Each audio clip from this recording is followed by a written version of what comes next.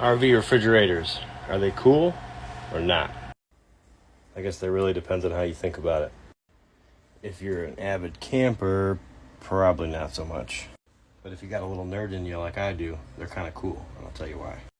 While the refrigerator in your house is compressor driven, most RV refrigerators, at least the ones that have an LP mode, are evaporative driven, or cooled, I should say. Now, keeping that in layman's terms is kind of tough, but real simple. You turn fire into cold, and it does that with the power of an evaporator and a condenser, and some other components. Essentially, it boils a refrigerant, which goes up and it evaporates and then gets recondensed, and it makes that part really cold. And following the second law of thermodynamics, hot always goes too cold. So these refrigerators, and no refrigerator makes cold air. What's happening is that ultra-cooled coil is removing the presence of heat from all the food in your fridge. And then the heat is dissipated by the means of the cooling unit through the roof, hence the vents, and why proper ventilation of your refrigerator is important. Without proper ventilation and proper roof ventilation or side ventilation, whatever it is you have, these refrigerators cannot remove the heat.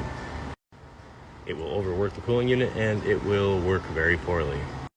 Now, as long as your fridge has an option for propane, this is how it works.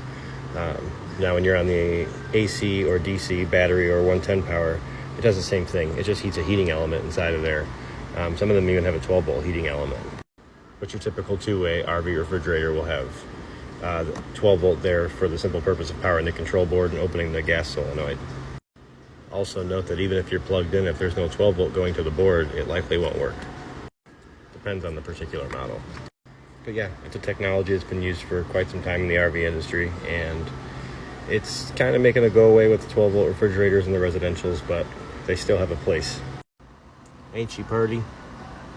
I guess while I'm here, I can also tell you that if your propane-powered refrigerator is not cooling very well, if you do have these fins, make sure you check for the thermistor and see where it's at. Make sure it hasn't fallen off of there, and you can move it up and down to adjust the temperature.